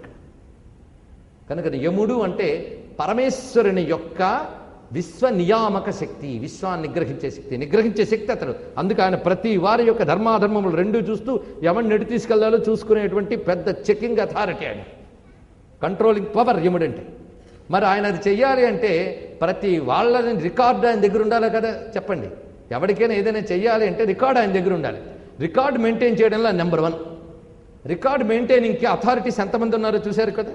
శ్రవణులనే దేవతలు, వాళ్ళకి హెల్పర్స్గా మొత్తం సాక్షులు, ఇంత సిస్టమ్ని ఆయన ప్రపంచంలో పెట్టి ఉంచాడు. ఇదంతా విష్ణుస్వరూపంగా చూడండి, ఏకో నారాయణకే వెళ్ళిపోతుంది చిట్ట చివరికి. ఆ యముణ్ణి కూడా మనం నారాయణ యొక్క విభూతిగానే మనం పరిశీలించాలి ఇక్కడ. ఆ కారణంగా చూస్తే మరి ఇందరూ మీరు ఒకరిద్దరు రికార్డు మెయింటైన్ చేయడమే మహా కష్టం. కొంతమంది ఉంటారు, ఒక 1000 మందితో పని చేయాల్సిన వాళ్ళు ఆ 1000 మందికి ఏం చేయాలో చేయరు, న్యాయం చేయరు. 1000 మంది దగ్గర డబ్బు తీసుకునేటప్పుడు మాత్రం చాలా కుతూహలం. ఆ డబ్బుకి తిరిగి 1000 మందికి న్యాయం చేయడానికి మాత్రం కుతూహలం రాదు. ఎందువల్ల రాదండి అంటే, అబ్బో అదంతా మెయింటైన్ చేయడం కష్టం అండి. మరి పుచ్చుకున్నప్పుడు మేము చూస్తూ ఉంటాం ఇలాంటి వాళ్ళని, ఎన్ని చెప్పినా వాళ్ళు మారరు. ఏం చేస్తాం, వాళ్ళకి తిరిగి జస్టిస్ చేయడానికి మాత్రం ముందుకు రారు. ఎవడ చూడొచ్చాడు అనుకుంటాం, కానీ చూసేవాళ్ళు వీళ్ళు ఉన్నారు, గుర్తుపెట్టుకో. ఒక 1000 మంది రికార్డు మెయింటైన్ చేయడం నీకు ఇంత కష్టమే, సృష్టిలో అణువు మొదలు బ్రహ్మాండ వరకున్న సర్వ జీవులు రికార్డు మెయింటైన్ చేయడం ఎంత చిత్రం అండి. చిత్రం అంటే ఆశ్చర్యం, అద్భుతం కాదు. అంత ఆశ్చర్యంగా రికార్డుని గుప్తపరచడం అంటే సామాన్యమా? ఇందరివి అంత ఆశ్చర్యంగా గుప్తపరుస్తున్నాడు కనుక చిత్రగుప్త అన్నారు. ఇది గుర్తుపెట్టుకోండి. ఆశ్చర్యకరంగా వ్యవహరిస్తున్నట్ట. వీళ్ళు బయట ఉండడమే కాదు, వీటి ఎనర్జీస్ మన శరీరంలో వెన్నుముకలో చిత్రగుప్తుడు ఒక స్థానంలో ఉంటాడు, గుర్తుపెట్టుకోండి. వాడు మన లోపలే మొత్తం రికార్డ్ చేసి పెడుతూ ఉంటాడు. ఇక్కడ కూర్చొని, అక్కడెక్కడో కాదు, గుర్తుపెట్టుకోండి. వాడికి ఇక్కడే హెల్ప్ చేసే వాళ్ళు అందరూ ఉన్నారు. ఇక్కడ ఉన్న వాళ్ళే అక్కడ ఉన్నారు. ఇక్కడ మైక్రో లెవెల్, అక్కడ మ్యాక్రో లెవెల్, అంతే తప్ప అంతటా ఉన్నారు, గుర్తుపెట్టుకోండి. ఇక్కడ ఇవి తెలియాలి. యమ చిత్రగుప్తుడు వీళ్ళు ఎక్కడో కూర్చోలేదు. ప్రతి వారి సర్వస్య చాహం హృది సన్నివిష్టో మత్త స్మృతి జ్ఞానమపోహనంచ. ఉన్నాడా పరమాత్మ రకరకాల రూపాలతో. ఆయన రకరకాల రూపాలతో రకరకాల పనులు చేస్తున్నప్పుడు రకరకాల దేవతలను వ్యవహరిస్తాం. కనుకనే వేదం ఏం చెప్తున్నదంటే సర్వదేవతలు పరమాత్మకి ఇంద్రియ స్థానములు అన్నారు. అంతే. ఎవడు గట్టిగా కొట్టేట, ఏంటయ్య కొట్టేవంటే నేను కొట్టలేదండి, నా చెయ్యి కొట్టింది అన్నట్టు. చెయ్య కొట్టింది, నేను చూడలేదండి, నా కన్ను చూసింది. నేను కొట్టలేదండి, నా చెయ్యి కొట్టింది. ఏమిటది? వాటి నుంచి వస్తున్నదంతా నేను అనే భావమే కదా. కనుక ఇంద్రియాల నుంచి వ్యక్తమవుతున్నదంతా నేను అనే భావం యొక్క వ్యక్తీకరణే కదా. దేవతలందరూ ఇంద్రియాలు, పరమాత్మ వాళ్ళకు మూలమైన ఆత్మస్వరూపుడు అని మీరు భావించినట్లయితే సర్వదేవతల నుంచి వ్యక్తమవుతున్నది ఏమిటి? ఆ పరమాత్మ యొక్క అనిర్వచనీయమైనటువంటి శక్తే కదా. ఇది తీసుకుంటే ఏ దేవతని నిందిస్తామా అండి? ఆయన మొహం చాలా బాగుంటుంది, కానీ ఆయన కాలు నచ్చదండి, కొట్టేస్తానంటాడు. మంచిదా అండి? మొహం బాగుంది, కాలు బాగోలేదని కాలు నరకడానికి వెళ్తే ఆ మొహం బాగున్నవాడు కాలే విరుగుతుంది, అవునా లేదా? అందుకు ఒక దేవతను మెచ్చుకుని ఇంకో దేవతను నిందిస్తే ఒకే పరమాత్మకు తగులుతుంది. ఇది మీకు అర్థం కావడం కోసమే సర్వదేవ నమస్కార కేశవం ప్రతిగచ్చతి అన్నారు. ఏ దేవతకి నమస్కారం చేసినా కేశవుడికే వెళ్తుంది. దీన్నే మీరు తిప్పి చదువుకోవచ్చు, సర్వదేవ తిరస్కార కేశవం ప్రతిగచ్చతి. అంతే. ఎవరిని నమస్కరించినా కేశవుడికి వెళ్తుంది అన్నప్పుడు ఎవరిని తిరస్కరించినా కూడా ఆయనకే వెళ్తుంది. అంతే. ఏం చేస్తాం? కాలు మీద కొట్టినా తల మీద కొట్టినా తగిలేది నాకే, ఎక్కడ సన్మానం చేసినా నాకే సన్మానం. అర్థమైంది కదా? అదేవిధంగా ఇది కూడా వర్తిస్తుంది. దీన్ని బట్టి ఈ విషయం మధ్యలో ఆపి ఎందుకు చెప్తున్నామంటే అసలు దేవతలంటే తెలియాలి. తెలియకపోవడం వల్ల వీటన్నిటినీ జోకుల కింద, హాస్యాల కింద తీసేస్తాం. తీసి దేవతల మీద హాస్యాలు, చమత్కారాలు. హిందువుల మతం ప్రకారంగా యముడు అంటాడు ఒకడు. హిందువుల మతం ప్రకారంగా యముడా? ప్రపంచం నడిపే పరమాత్మ యొక్క శక్తి అది హిందువులకే కాదు, సర్వజీవులకి. నమ్మినా నమ్మకపోయినా వీళ్ళందరూ ఉంటారు. అందుకే రామదాస్ చెప్పిన మాట గుర్తుపెట్టుకోండి, నమ్మి చెడిన వారు లేరు, నమ్మక చెడిపోతే పోతారు అన్నాడు. ఎవరు? రామదాస్. కనుక ఆ విషయాన్ని ఇక్కడ గుర్తుపెట్టుకుని తర్వాత దానికి వెళదాం. ఆ యముడు గురించి చెప్తున్నాడు ఇక్కడ చిత్రగుప్తుడు. ఈయన మీ మీద కోపంతో చేయట్లేదయ్యా. మూర్ఖేపి దండితేవాపి దరిద్రేవా శ్రియాన్వితే సబలే నిర్బలేవాపి సమవర్తి యమస్మృత. ఇక్కడ యముని పేరు ఒకటి చెప్తున్నారు. మూర్ఖుడైనా, పండితుడైనా, దరిద్రుడైనా, సంపన్మయుడైనా, బలవంతుడైనా దుర్బలుడైనా ఎవరి పట్లైనా ఒకేలా ప్రవర్తిస్తాడు. కనుకనే ఈయనకి పేరే సమవర్తి. యముడికున్న పేరు. మహాత్ముల పేర్లన్నీ వాళ్ళు చేసే పనులు బట్టి వస్తూ ఉంటాయి. చిత్రగుప్తస్యేతి వాక్యం శృత్వాతే పాపినస్తదా. అప్పుడు చిత్రగుప్తుడు చెప్పిన ఈ మాట విన్నాక ఈయన్ని మనం ఇప్పుడు మెప్పించలేము అని నిర్ణయించుకుంటారట. దానితో దుఃఖం మరింత వస్తుంది. అప్పుడు యముని ఆజ్ఞ తీసుకుని రకరకాల దూతలు పట్టుకెళ్ళిపోతారట. ఇక్కడ దూతలు ఎందరూ అని పెద్ద ప్రశ్న. నేను ఎంతమంది తీసుకెళ్లారని చెప్పుకున్నాం? 3. కానీ అక్కడ వాడిన శబ్దముల ప్రకారంగా చూస్తే ఆ పాపి దగ్గర 2 కనబడినట్లే వర్ణించారు. 2 కనబడతారని. కానీ తీసుకువెళ్లే మార్గంలో మాత్రం బహువచనం వాడారు. అక్కడ ద్వివచనం వాడుతూ తోవలో బాధించేటప్పుడు మాత్రం యమకింకరైహి అన్నారు. 2 మార్లు 2 చెప్పడం చేత మనం 3 అని ముందు చెప్పుకోవడం జరిగింది. కానీ 2 అని చెప్పుకున్నా పొరపాటు ఏమీ లేదు. ఎందుకంటే దీని ప్రకారంగా 2 అనుకోవచ్చు. కనుక 3 చెప్పడం పొరపాటు అనుకున్నా తప్పేం లేదు. 2 స్వీకరించండి. 2 కనబడతారు అనుకోవచ్చు. కానీ తీసుకెళ్ళడానికి ముందు 2 కనబడ్డారు. కానీ తోవలో ఎందరు జాయిన్ అవుతారో మనకు తెలియదు. అక్కడ వాళ్ళిద్దరికీ హెల్పర్స్గా మరొకందరు జాయిన్ అయ్యి కొడతారేమో తోవలో. కనుక అక్కడ చెప్పాడు తప్పనేం అక్కర్లేదు. మరొకందరు కలిసి వచ్చారు. అంతే కదండి. ఇంటి దాకా లాక్కొచ్చేవాడు ఒకడైతే ఇంటి దగ్గర మరో చెయ్యేసేవాడు ఇంకోటి ఉండొచ్చు. అదేవిధంగా అక్కడ ఉన్నారేమో మనకేం తెలుసు. అంతేగాని ఋషి తప్పు రాశాడు అనద్దు. అది విషయం అవ్వచ్చు. అదేవిధంగా ఇక్కడ ఏం జరుగుతుందంటే బోల్డ్ అంతమంది పట్టుకెళ్తారట. 1-2 పేర్లు చెప్తున్నారు. ప్రచండ, చండక ఇత్యాదులట వాళ్ళ పేర్లే చాలా బాగున్నాయి. చండ, ప్రచండ. చండ అంటే భయం కలిగించేవాళ్ళు, ప్రచండ అంటే ఇంకా బాగా భయం కలిగించేవాళ్ళు. ఇంకెందరు ఉన్నారో పేర్లే చాలు భయపెడుతున్నారు. ఇంకొక పేర్లు వద్దు. మొత్తం మీద పనులు చేసేవాళ్ళు వాళ్ళు లాక్కుపోతారట. తిన్నగా తీసుకెళ్తారు. ఎక్కడికి అంటే ఒక తాటికి కట్టి ఒక చెట్టుకు వేలాడేస్తారటండి. అక్కడ మొదలు పెడతారు. తత్ర వృక్షో మహానేకో జ్వలదగ్ని సమప్రభ. అగ్నిలా మండిపోతున్న ఒక చెట్టు, దానికి కడతారట. పెద్ద విస్తారంగా ఉంది. 5 యోజన విస్తీర్ణ ఏకయోజన ముచ్చిత. 5 యోజనాల విస్తీర్ణము, 1 యోజనం పొడవు ఉన్నదిట. అక్కడ వీడిని ఇటువైపు చేతులకు కట్టి కాళ్ళకు కట్టి వేలాడేస్తారట. దాని కింద భయంకరమైనటువంటి అగ్నిమయమైనటువంటి జ్వాలలు కూడా చిమ్ముతూ ఉంటాయి. అక్కడ కట్టినప్పుడు వాళ్ళు అప్పుడు ఏడుపుతూ అంటారట. క్షమధ్వంభోపరాధం మే కృతాంజలి పుఠ ఇది. 2 చేతులు దోయిలిస్తాం, దయచేసి మా అపరాధాన్ని క్షమించి మమ్మల్ని బాధించకండి అంటారట. అప్పుడు వాళ్ళు కొడుతూ అనే మాటలు చూడండి. ఇక్కడికి వచ్చి ఏడిస్తే లాభం లేదు. ముందే ఏడ్చుంటే ఆ ఏడుపులకి దేవతలు కరుగుతారు. ఇక్కడికి వచ్చి ఏడిస్తే కరగరు. ఈ శరీరంతో ఏడ్చినా గొప్పదే. అయ్యో తప్పు చేసేదైనా పశ్చాత్తాపడి క్షమించమనే వ్రతమో ఏదో అప్పుడున్నప్పుడే జాగ్రత్త పడి పాటించుకుంటే ఇక్కడ వీళ్ళు క్షమించేవారు. అప్పుడు జాగ్రత్త పడచ్చు కదా. అప్పుడు ఎందుకు మీరు ఏడవలేదు? ఇప్పుడు ఇక్కడ ఏడిస్తే వినేవాడు ఎవడూ లేదు. చూడండి ఇక్కడ గొప్పగా చెప్తున్నాడు. శిక్ష డిక్లేర్ అయిపోయాక నరికే ముందు ఎంత ఏడ్చినా తలారికి ఏమీ వాడికి అథారిటీ లేదు, తీసేయాల్సింది. అంతే కదండి. అదే ఇక్కడ చెప్తున్నాడు. మీరు చేసినవి భో పాపా దురాచార కిమర్థం దుష్టచేష్టితం. పోనీ మీరు పుణ్యం చేయడానికి ఏం కష్టపడాలా? గొప్ప మాట అన్నారు. మీరు జన్మలో ఏమీ పుణ్యం చేయలేదు కానీ ఇక్కడికి వచ్చారు. పుణ్యం చేస్తుంటే ఇక్కడికి రారు. మీ వేరే అడ్రస్లు ఉంటాయి, అక్కడికి వెళ్ళిపోయేవారి పాటికి. ఏ పాటి పుణ్యం చేసినా సద్గతులు వస్తాయి. గుర్తుపెట్టుకోండి. సద్గతులు అంటే మోక్షం అని నేరుగా అనలేకపోయినా కానీ ఉత్తమ లోకాలైనా వస్తాయి. ఈ మధ్య మనం కొత్త వేదాంత గ్రంథాలు చదివి ఉత్తమ లోకాలన్నీ వేస్ట్, పాపాలోకాలు వేస్ట్, మోక్షమే ముఖ్యం అనుకుంటూ చేయవలసిన సత్కర్మలన్నీ వదిలేస్తున్నారు. అదే వేదాంతం అనుకుంటున్నారు. వాళ్ళని ఆత్మజ్ఞానులు అనరు, కర్మభ్రష్టులు అంటారు. అందుకే కలో వేదాంతైన సర్వేని దీనివల్లే అని ఉంటారు మహానుభావులు, ఇంకేమిటో కాదు. అనేక మంది ఈ రోజుల్లో వేదాంత మార్గం చెప్తూ సనాతనమైన ధర్మాన్ని దెబ్బతీస్తున్నారు. పండితులు అనిపించుకున్న వాళ్ళు కూడా అదొక వేదనాభరితం. ఎందుకంటే మనకు బోవడంత పండితులు వచ్చి ఆధ్యాత్మిక బోధలు చేస్తూ ఉంటారు. వాళ్ళు నేను ఒకడినే కాదన్ను. కానీ వేదన ఎందుకు చెప్తున్నానంటే పండితుల మధ్య కూడా ఒక సయోధ్య ఉండాలి. ఎందుకంటే పాండిత్య ప్రతిష్టలు కాదు ప్రధానం, ధర్మ ప్రతిష్టాపన ముఖ్యం. ధర్మ ప్రతిష్టాపన చేసేటప్పుడు మనం ఆడే ప్రతి మాట నమ్మేవాళ్ళు 10 మంది ఉన్నారు అని ఒక్క స్పృహ ఉంటే మన అహం ప్రదర్శించడం వదిలి శాస్త్రం ఏం చెప్పిందో తెలుసుకోవాలి. ఒకవేళ తప్పు చెప్తే రేపు పొద్దున్న నిన్న తప్పు చేసేనని దిద్దుకోవడానికి కూడా సిద్ధమై ఉన్నవాడే ధర్మం గురించి ఋషుల కావ్యం గురించి పట్టుకోవడానికి మాట్లాడడానికి అర్హుడు. అంతేగాక కొంతమందికి పాపం ధర్మం చేయడానికి అవకాశం దొరకకపోవచ్చు. ఇది చాలా ముఖ్యమైన మాట, గుర్తుపెట్టుకోండి.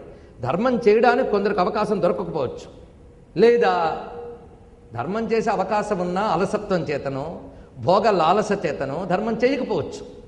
కానీ ధర్మం చేయకపోవడమే ధర్మము అని మాత్రం చెప్పకూడదు, గుర్తుపెట్టుకోండి. అది జరుగుతుంది ఇప్పుడు. కొందరు చెప్తారు, ఎలా తిన్నా ఏం పర్వాలేదండి, ఈ చేత్తో పట్టుకుని ఆ చేత్తో తిన్నా పర్వాలేదు, బఫేలు తిన్నా పర్వాలేదు, ఏం చేసినా పర్వాలేదు అని చెప్పేవాళ్ళు కూడా ఉన్నారండి. అంటే తినక తప్పట్లేదు, చూస్తూ ఉంటే అలా తినేయాలని బుద్ధి పుడుతోందని చెప్పినా పర్వాలేదు, అంతేగాని అలా తినడం మంచిదే అని చెప్పడం తప్పవునా కదా చెప్పండి. ఇక్కడ ఇది గుర్తుపెట్టుకోండి. అయితే ఎక్కడో ఒకరిద్దరు మహాత్ములు ఏదో ఎక్కడో అలా తిన్నారని చెప్పి వాళ్ళని ఉదాహరణలుగా చెప్పకూడదు. ఎందుకంటే మహాత్ములు వేరు. ఒక ఆమె నాతో అన్న ప్రశ్నకి సమాధానం చెప్తున్నా. ఒక పెద్ద పరమహంస గారు అవధూత, ఆయన ధ్యాన సమాధిలోకి వెళ్ళిపోయాడు. ధ్యాన సమాధిలోకి వెళ్ళి 2 నెలలు సమాధిలో ఉండిపోయాడు. 2 నెలల తర్వాత ఆయన మళ్ళీ సమాధి నుంచి బయటకు వచ్చేట. అక్కడ ఒక స్త్రీ కనబడింది. అమ్మ దాహం వేస్తోందమ్మా అని అడిగేట. నేను బయటకు రాకూడదండి, నేను నీళ్లు తేకూడదు, ఎలా ఇస్తాను, ఏం పర్వాలేదమ్మా తే అన్నట్ట. వెంటనే రికార్డ్ చేసి ఆయన గారే అలా తాగారు కనుక ఇవేవి పాటించనక్కరలేదు అని రాస్తారు. ఇది ప్రమాణం. ఆయన ఏ స్థితిలో తాగాడు? 2 నెలలు సమాధి తర్వాత లేచి నీళ్ళు అడిగాడు. మనం కూడా అలా సమాధి తర్వాత అడిగితే ఆవిడిచ్చిన పుచ్చుకోండి. అది లేదే. ఆయన తీసుకున్న సమాధి ఆదర్శం కాదు, ఆయన తీసుకున్న ముట్టునీరు ఆదర్శం. ఇదే ఆదర్శం. కనుక ధర్మాన్ని ఎక్కడ ఎలా గ్రహించాలి, అంత మాత్రం చేత మహాత్ములు పట్టుకుని నిందించరాదు.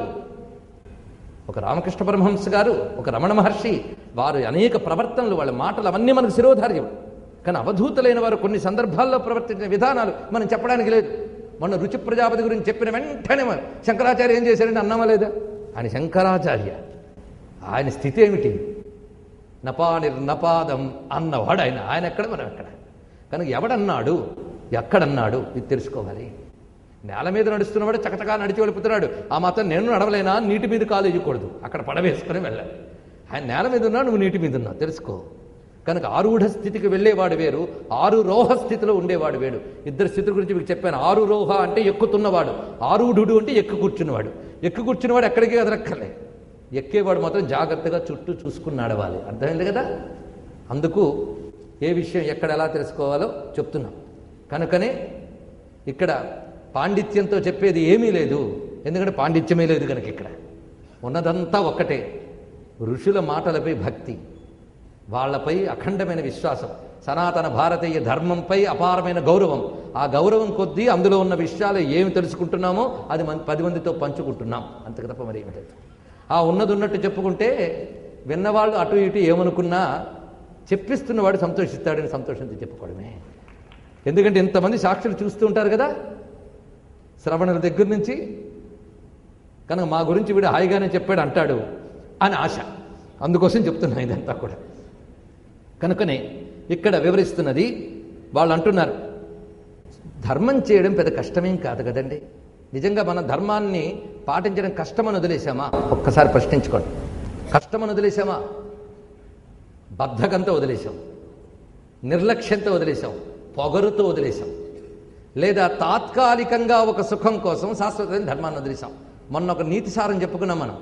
ఇప్పటి సుఖం కోసం, అంటే తాత్కాలిక సుఖం కోసం శాశ్వతమైన ధర్మాన్ని నశింపజేసుకుంటే ఈ సుఖం ఎలాగూ తాత్కాలికమే కనుక ఇది ఉండదు. పోనీ శాశ్వతమైన సుఖం వస్తుందంటే శాశ్వత ధర్మాన్ని వదిలేసావు కనుక ఉభయత భ్రష్టుడైపోతావని బృహస్పతి చెప్పిన శాస్త్ర సారాన్ని మనం నీతిసారం చెప్పినప్పుడు చెప్పాను, ధర్మసారం చెప్పినప్పుడు గుర్తుందా? పొరపాటు కొందరికైనా గుర్తుండొచ్చు, అందుకు చెప్తున్న ఈ విషయం. ఆ విషయాన్ని ఇప్పుడు గుర్తు తెచ్చుకోండి. ఎంత వివరిస్తున్నాడో. ఏం కష్టమయ్యా ధర్మం చేయడం? చిన్న చిన్నవి చేస్తుంటే మీకు బాధలు తప్పేవి కదా, మిమ్మల్ని కొట్టే బాధ నాకు తప్పేది కదా అంటూ ఉంటారు కింకరులు. ఏమిటవి చెప్తున్నాడు. సులభాని నదత్తాని జలాన్యన్యాన్యపిక్వచిత్. దాహంతో ఉన్నవాడికి నీరు ఇవ్వడానికి, ఆకలితో ఉన్నవాడికి అన్నం పెట్టడం కూడా మీరు చెయ్యలేదే. అది చెప్పాడు. పిలిచి ఒక్కరికైనా ఒకరోజు భోజనం పెట్టేవా? కనీసం లేదే. అంతేకాదు, నస్వవాయసయోర్బలి. కుక్కకి కాకి అని పెట్టావా? అవి బలిభుక్కులు, వాటికి పెట్టావు, అది లేదు. నమస్కృత నాతిథయో. ఇంటికొచ్చిన అతిథి ఉన్నాడే వాడిని మించిన విష్ణువు లేడు. అలాంటి అతిథిని ఎప్పుడైనా పలకరించావా ప్రేమగా? ముందు అతిథికి ప్రియవాక్య దానం చేయి. ఎన్ని దానాలు చేయాలి? ముందు ప్రియవాక్యం, తర్వాత వాగ్దానం, దృష్టిదానం, జలదానం, అన్నదానం, 4 దానాలు చేయాలి అతిథికి. ముందు వాగ్దానం. వాగ్దానం అంటే మాట ఇచ్చేయమని కాదు ఇక్కడ చెప్పేది. ముందు మాటతో ప్రేమగా పలకరించాలట. అతిథిని ప్రియంగా ఇంకా వీళ్ళు పలకరించలేదే అని అతిథి గృహస్థు కంట అనుకుంటే విష్ణువు శపించినట్లే. గుర్తుపెట్టుకోండి. ఇక్కడ ప్రత్యేక నారాయణుడు ఎక్కడ వచ్చి నీ ఇంట్లో విగ్రహంలో కూర్చుంటాడా? అతిథి రూపంలో వస్తాడు. అభ్యాగత స్వయం విష్ణువు, అతిథి దేవోభవ అని చెప్తోంది వేదం. అలాంటిది అతిథిని కానీ మనం తిరస్కరిస్తే నారాయణుడికి ఆగ్రహం వస్తుందయ్యా, గుర్తుపెట్టుకో. నీ గుమ్మ ముందు నిలబడ్డాడు అతను. ఎందుకు వచ్చాడు నీ ఇంటికి? విష్ణువు ఆ రూపంలో వచ్చాడు. ఇది నీకు అవకాశం ఇచ్చాడు ధర్మం చేసుకోవడానికి. అది నువ్వు చేయట్లేదే. కనుక వాగ్దానం, దృష్టిదానం ఎప్పుడో కంట కనిపెడుతూ ఉండాలి. మేము అంతేనండి, మా ఇంటికి ఎవరు వచ్చారో కంట కనిపెడుతూ ఉంటాం అన్నాడు ఒక ఆయన మధ్య. ఏమి ఎత్తుకుపోతాడు అని. అది కాదు, ఓ కంట కనిపెట్టడం అంటే వాళ్ళకి ఏది అవసరమో గమనిస్తూ ఇవ్వడం అని అర్థం. అదే నువ్వు కంట కనిపెట్టడం అంటే అది కాదు. జాగ్రత్తగా తెలుసుకోండి. కొంతమందికి అది ఎక్కువ. ఆయన గదిలో పెట్టేశారు, అక్కడ అన్ని విలువైన వస్తువులనే చూసుకున్నారా, ఇలాంటి వాళ్ళు కూడా ఉంటారు. మా పాపం, అది గుర్తుపెట్టుకోండి. ఈ శంకలు కూడదు. కనుక ఒక కన్ను దానం చేయమన్నాడు, దృష్టి దానం చేయమన్నాడు అంటే అర్థం వాళ్ళకి ఏం కావాలో వాళ్ళు మొహమాటం కొద్ది అడగకపోయినా నువ్వు గమనించుకువ్వు. తర్వాత జలదానం, అన్నదానం చెప్పాడా, ఇంకా శయ్యాదానం ఇవన్నీ ఇచ్చాడు. నువ్వు సుఖంగా పడుకుని నీ ఇంటికి వచ్చిన అతిథి బాధపడుతూ పడుకున్నాడంటే ఆ పాపం నీకు ఎక్కువ అవుతుంది. శివపురాణంలో కథ మీకు చెప్పాను నేను. ఒక ఇంట్లో భిల్లులు, కొండలో చిన్న కుటిలో నివసించే వాళ్ళు అతిథి ఇంటికి వస్తే రాత్రి అందులో పడుకోవడానికి అవకాశం, ఇల్లు చాలదుట. అందులో అతిథి భార్యాభర్తలు ఇద్దరు వచ్చారు. వాళ్ళిద్దరిని లోపల విడి వీళ్ళు బయట పడుకున్నారట. పులి తినేసింది వీళ్ళని. మనమైతే అదేదో వాళ్ళని తిన్న బాగుండు అనుకుని వాళ్ళని పడుకోబెడతాం. వీళ్ళని పులి తినేసిందిట. నెక్స్ట్ జన్మ వాళ్ళిద్దరూ మహాత్ములై చక్రవర్తులు పుట్టారట. ఎందుకంటే వచ్చిన అతిథులు ఇద్దరూ శివపార్వతులు. పరీక్ష పెట్టారు వీడు అతిథి పూజ ఎలా ఉంటుందని. దాని ఫలితంగా వాడికి ఇచ్చిన జన్మ ఏంటి, వాళ్ళే తర్వాత జన్మలో నలదమయంతులు అయ్యారని శివపురాణంలో పెద్ద కథ చెప్పారు. ఇక్కడ చూడండి, ఇవన్నీ రహస్యములు. చిన్నపాటి చిన్న ధర్మం మనల్ని ఎంత కాపాడుతుందో చూడండి ఇక్కడ. ఎందుకంటే ఆ జన్మ పాపజన్మైనా నరక బాధ ఉండదు ఇలాంటి చిన్న చిన్న పనుల వల్ల. తర్వాత ఉత్తమ జన్మలు ఇస్తాడు, తరించే అవకాశం ఇస్తాడు. ఏ పుణ్యము చేయని వాడికి తర్వాత ఉత్తమ జన్మలు కూడా దొరకవు. ఇక్కడ శిక్ష అనుభవించడం, తర్వాత నీచ జన్మలు జరుగుతాయి. దానివల్ల ఏమిటి, నీచ జన్మ దొరికింది కనుక, ఉత్తమ సంస్కారాలు లేవు కనుక అప్పుడు అసలు పుణ్యం చేయట. మళ్ళీ దాని రిపిటేషన్ ఏమిటి, ఇదే చక్రం. అది చెప్తున్నాడు ఇక్కడ. కనుక దరిద్రం చేత దానం చేయడు, దానం చేయలేదు కనుక పాపం వచ్చింది, పాపం వల్ల దరిద్రం వచ్చింది, దరిద్రం వల్ల దానం చేయడు. సర్కిల్ ఇది. కనుక నీకు చెయ్యగలిగినంత నువ్వు చెయ్యవలసినంత చేసిన ఫలితం పరమాత్మ ఇస్తాడని మనం అనేక వాళ్ళు చెప్తున్నాం. ఆ విషయాన్ని ఇక్కడ గుర్తుపెట్టుకోండి మరొక్కసారి. అందుకు వాళ్ళు ఇక్కడ చెప్తున్నారు, నమస్కృతానాతిథయో, ఇంటికొచ్చిన అతిథిని మీరు ఆదరించలేదు. నకృతం పితృతర్పణం, ఎప్పుడు పితృతర్పణాదులు చేయలేదు. యమస్య చిత్రగుప్తస్య నకృతం ధ్యానముత్తమం, ఎప్పుడైనా యముణ్ణి చిత్రగుప్తుని ధ్యానించలేదన్నాడు. ఏమిటండి వాళ్ళని ధ్యానించాలా? అందులో ఈ మధ్య మనకు దేవతా ధ్యానాలు అక్కర్లేదు, ఈ దేవుళ్ళు ఏవి అక్కర్లేదు. మనస్సు అలాగా ఊపిరి మీద పెట్టండి చాలు అనేవాళ్ళు కూడా తయారయ్యారు, కొత్త కొత్తవి ఇవన్నీ కూడా. కానీ అవి చాలు. దీనిలో ఉన్నది విశేషం చూడండి. యముణ్ణి చిత్రగుప్తుని కూడా ధ్యానించమన్నారు. వాళ్ళని కూడా తలంచుకోవాలి. ధ్యానం అంటే ఒక తలంపు. మన పూర్వం ఉన్నటువంటి మన అసలైన సనాతన ధర్మంలో ఉన్నవేరు, ఇప్పుడు జరుగుతున్నవేరు. పూర్వం రోజులు ఇవన్నీ ఉండేవి. ఇక్కడ కొంతమంది పెద్దలు ఉన్నారు, వాళ్ళకి తెలుసు. యమతర్పణం, పితృతర్పణం ఇవన్నీ చేసుకుంటారు. యముణ్ణి చిత్రగుప్తుని కూడా స్మరిస్తారు. మనకు మృత్యువు మీద ఉండే భయం చేత జీవుడికి సంబంధించిన పరానికి సంబంధించిన శాస్త్రాలన్నిటి మీద భయం పెట్టుకున్నాం. భయం పెట్టుకోవడం వల్ల ఏం చేస్తున్నామంటే పరానికి సంబంధించిన శాస్త్రాలు స్టడీ చేయడం మానేశాం. స్టడీ చేయడం మానేయడం వల్ల పరం అంటే ఏమిటి, దీని తర్వాత గతి ఏమిటో వాటి గురించి తెలుసుకోవడం మానేశాం. తెలుసుకోవడం మానేసాం ఎప్పుడో, వద్దన్నా ఆ గతి తప్పదు కదా. పరమంటూ ఒకటి ఉంది కదా ఇక తర్వాత, దానికి తగ్గట్టు ఇప్పుడు చేయలేకపోతున్నాం. యమస్య చిత్రగుప్తస్య ధ్యానం ఎలా చేయాలండి? ధ్యానం అని వెంటనే అడుగుతారు ఎవరు? శ్రద్ధ ఉన్నవాళ్ళు. వాళ్ళు అడిగితే వాళ్ళ కోసం నేను చెప్పాలి కదా. కనుక యముణ్ణి ఎలా ధ్యానం చేయాలో ఒక శాస్త్రంలో చెప్పారు. అంతేకాదు గరుడ పురాణంలోనే మిగిలిన అనేక అధ్యాయాల్లో చెప్పిన విషయాలు మధ్య మధ్యలో నేను కలిపి చెప్తున్నాను. అందువల్ల సారమంతా ఒక దగ్గరికి తెచ్చి చెప్పడం జరుగుతోంది. పాథ సంయుత మేఘ సన్నిభతను ప్రజ్యోతనస్యాత్మజో నృణాం పుణ్యకృతాం శుభావక వపు పాపీయసాం దుఃఖకృత్ శ్రీమాన్ దక్షిణ దిక్పతిర్మహిషగో భూషాంబరాలంకృతో ధ్యేయ సంయమనీపతి పితృగణస్వామి యమో దండభృత్. ఇది యముడికి సంబంధించిన ఒక శ్లోకం మనకు శాస్త్రంలో వర్ణించారు. యముడు పితృగణ స్వామి. మనం పితృగణాల గురించి చాలా విశేషంగా చెప్పుకున్నాం. అందులో వసురుద్రాదిత్యులు అని మనం అంటాం. వీళ్ళెవరు? 31 గణాల్లో వసురుద్రాదిత్యులు పేరు రాలే, కానీ వీళ్ళందరినీ కలుపుకునే వసురుద్రాదిత్యులని కూడా అంటారు. వీళ్ళందరికీ ప్రధానంగా ఉన్నటువంటి వాడు యముడు, పితృగణ స్వామి. ఆయనకి వీళ్ళకి చాలా కనెక్షన్ ఉన్నది యముడికి. వాళ్ళు ఈయన మన్నిస్తారు. అందుకే పితృగణ స్వామి అనే పేరు కూడా ఈయనకున్నది. ఈయనకి ఉన్న ప్రత్యేకతలు ప్రద్యోతనస్యాత్మజో, సూర్యభగవానుడి పుత్రుడు, అంటే సూర్య తేజస్ సంపన్నుడు. అందుకే ప్రతిరోజు సూర్య నమస్కారం చేసేవారికి కూడా యమబాధలు ఉండవు. ఎందుకంటే సూర్యుని అనంత శక్తిలో ఇతడు ఒక స్వరూపమే. సూర్యుడి పుత్రుడు అన్నప్పుడు సూర్యుని నుంచి వచ్చిన శక్తి అని అర్థం. దేవతల విషయంలో పుత్ర శబ్దం ఎలా వాడతారో మీకు చెప్పాను కదా. అందుకే యమ సోమోహ్యపాంపతికి అన్నారు. ఎక్కడ? మహేంద్రోధన ధక్కాలో యమ సోమోహ్యపాంపతికి. ఒక్కొక్క దేవతని ఆదిత్యుళ్ళు చూసి స్మరించడం ఒక్కడ అలవాటు చేసుకోండి, చాలు, బాగుపడతాం. అది కూడా చేయలేదే మీరు అంటున్నాడు. ఎవరు? నేను కాదు, ఆ భటులు అంటున్నారు పాపులతో. అది కూడా చేయలేదే. యముణ్ణి ఎంత అందంగా స్మరించారు చూడండి. ప్రద్యోతనస్య ఆత్మజ, సూర్యభగవానుడికి ఆత్మజుడు. అయితే ఈయన శరీరం ఏంటి? శుభావహ వపుహు, శుభంకరమైన శరీరంతో ఉంటాట. ఎవరికి? పుణ్యవతాం, పుణ్యులకి. పాపినాం దుఃఖకృత్, పాపులకి దుఃఖకృత్ దేహంతో కనిపిస్తాడు. శ్రీమాన్, శోభామయమైనటువంటి శరీరం కదా. దక్షిణ దిక్పతి అయినటువంటి అనేక అలంకారములతో ఉన్న ఆయన్ని ధ్యానిస్తే అభ్యస్తోయం మహామంత్ర సకలాఘ వినాశన.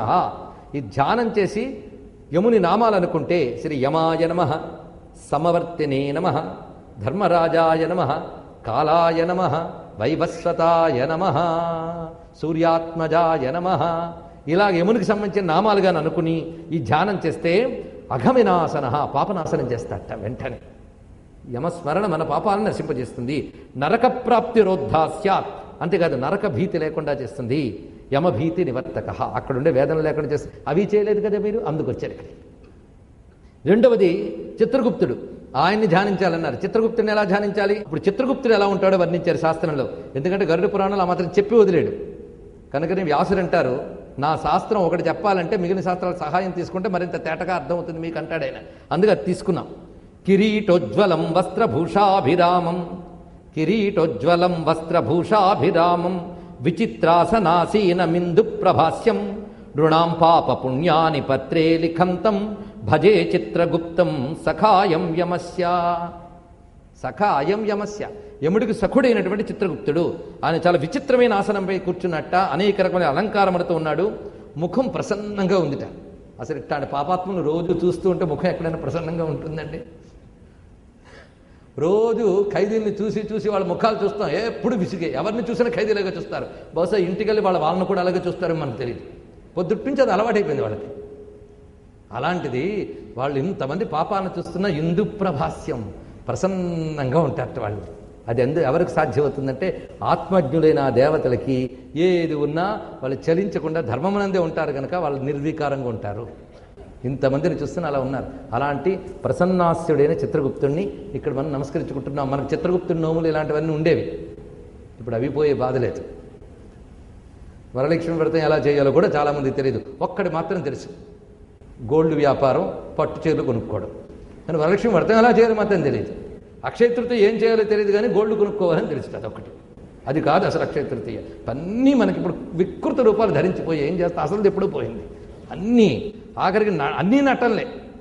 సినిమాల్లో పెళ్ళిళ్ళు అవుతూ ఉంటాయి, నిజానికి పెళ్లి కాదు అది. మన వ్రతాలు నోములు కూడా అలాగే అయిపోయి. మధ్యలో ఫోటోగ్రఫీ ఒకటి. పెళ్ళిళ్ళు లేనప్పుడు పురోహితుడు మంత్రం కంటే వీడియోగ్రాఫర్కి చాలా ప్రాధాన్యం. అగ్నిహోత్రం కూడా సరిగ్గా ఉండకపోయినా పర్వాలేదు, కానీ అగ్నిహోత్రం చుట్టూ ఆ చెప్పు కాళ్ళతో వాడు తిరుగుతూ ఉంటూ అక్కడికి పెళ్లినాడు వధూవరులను ఆశీర్వదించవలసిన దేవతలెవరూ రాకుండా తగిన జాగ్రత్త పడతారు. అందువల్ల పెళ్ళిళ్ళు కూడా అంత చక్కగా వెలిగిపోతున్నాయి.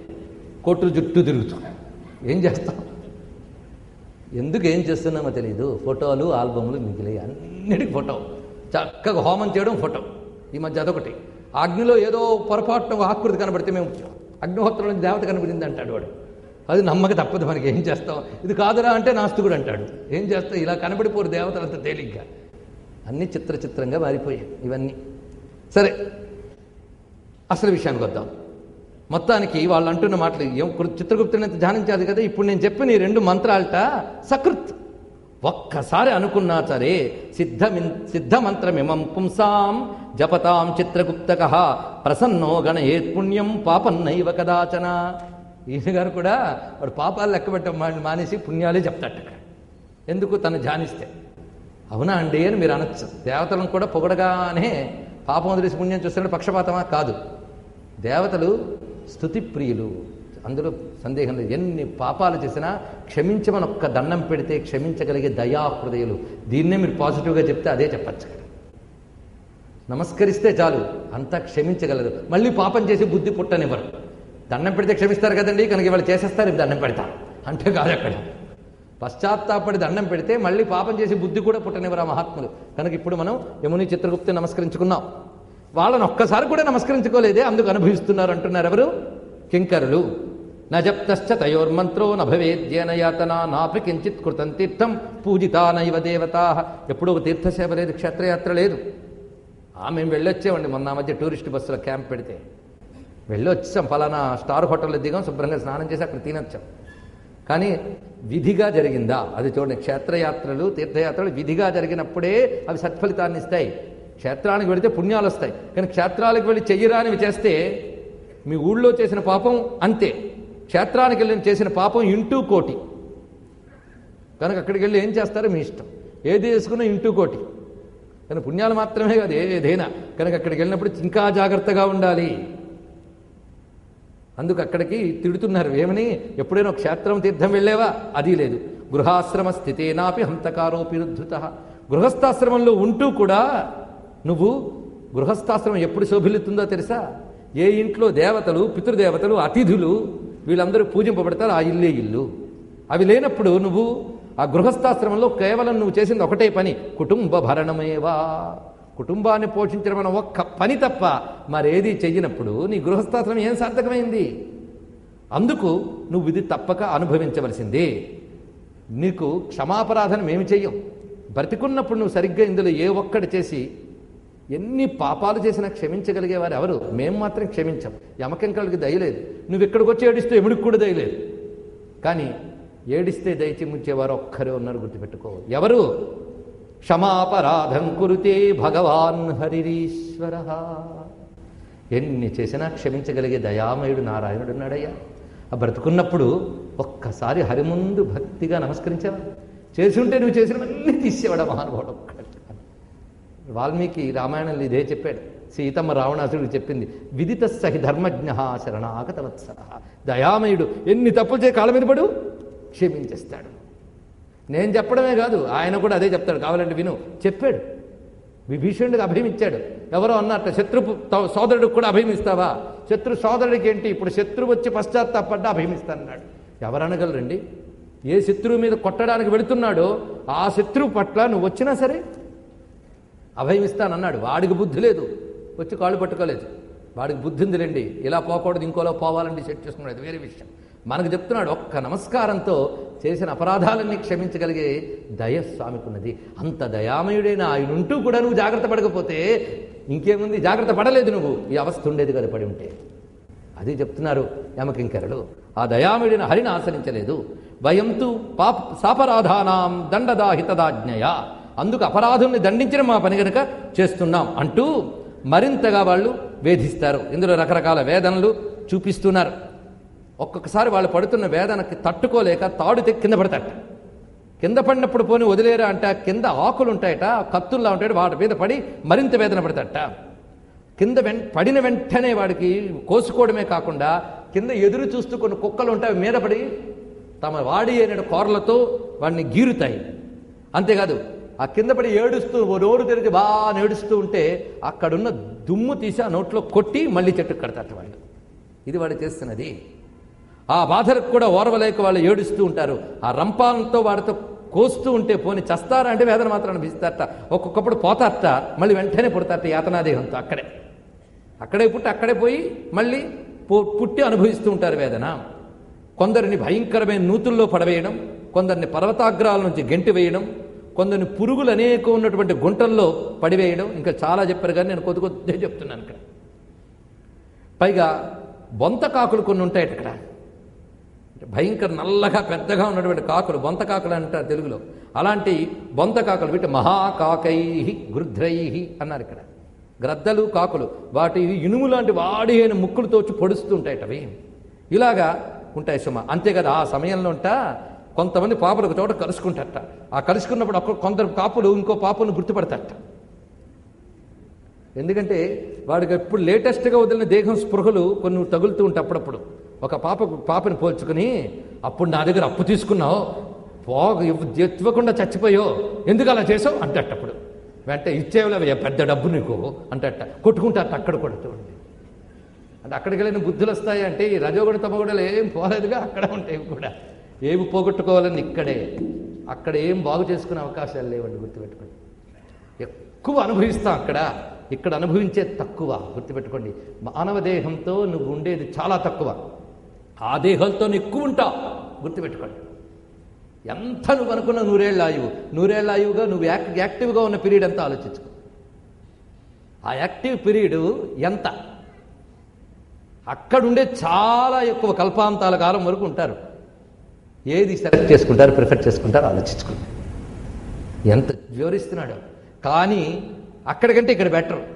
ఎందుకంటే కొద్ది కాలంలో జాగ్రత్తగా ఉంటే అనంతకాల సుఖాన్ని అనుభవించవచ్చు. అక్కడ నువ్వు అనంతకాలం ఉన్నా బాగు చేసుకోవడానికి మాత్రం అవకాశం లేదు అక్కడ. అది దానికి దీనికి ఉన్న తేడా. అంతేగాని నేను అక్కడికి వెళ్ళి యజ్ఞం చేస్తాను, అక్కడికి వెళ్ళి రామరామ జపం చేస్తాను, లాభంలే. ఇక్కడ చేసుకుంటేనే అక్కడికి. అవి చేసే భూములు కాదు, అనుభవించే భూములు. ఇది మాత్రమే కర్మకి భూమి, అది కేవలం భోగానికి భూమి, గుర్తుపెట్టుకోండి. ఇక్కడ అనుభవ భూములు అవి, కర్మకి భూమి ఇది. అందుకే ఇక్కడే జాగ్రత్త పడాలనే విషయం మళ్ళీ తెలుసుకోవాలి. ఇక్కడ వాడిని అనేక రకములుగా వాడిని బాధ పెడితే వీళ్ళు ఒకరినొకరు కలుసుకుని వాడు తిట్టుకునేది రాశారు. ఇదేదో నేను సరదా కోసం కల్పించలేదు, శ్లోకాల్లో ఉన్నవే చెప్తున్నా, ఒక్కటి కూడా లేదు ఇందులో కల్పన, ఉన్నదే. వాళ్ళు నిష్కృష్యంతే శిరోదేశే నేత్రే చాస్యే చంచుభిహి రుణం వై ప్రార్థయంత్యన్యే దేహి దేహి ధనం మమ. అక్కడ కొట్టుకుంటారు ఇలా అప్పుల గురించి. యమలోకే మయా దృష్టో ధనం మే భక్షితంత్వయా. ఇక్కడ దొరికేగా ఎందుకు తినేసాపుడు నా డబ్బు అని ఇదివరకు శత్రువులు అక్కడ కలిసి కొట్టుకుంటూ ఉంటారట. ఇక్కడైతే నా శత్రువు మొహం చూడకుండా జాగ్రత్త పడతానంటాం, కానీ అక్కడ మళ్ళీ వాళ్ళు కలుసుకుని కొట్టుకోవడాలు కూడా ఉంటూ ఉంటాయి. అప్పుడు ఆ కొట్టుకుంటూ ఉన్న వాళ్ళ దగ్గరికి వచ్చి 4 కొడతారట. వాళ్ళు గోల పెడుతుంటే ఎవరు? కింకర్లు, మహానుభావులు. వాళ్ళు కొట్టి ఇప్పుడు కొట్టుకుని 4 బాధతట మరొకటి బాధ అక్కడి నుంచి తీసుకుపోతారు. ఆ తర్వాత నరకాలు ఎన్ని రకాలు ఉన్నాయంటే చెప్పలేనని చాలా చాలా ఉన్నాయా. 4 లక్షాని నరకాస్సంతి భేఖేచర.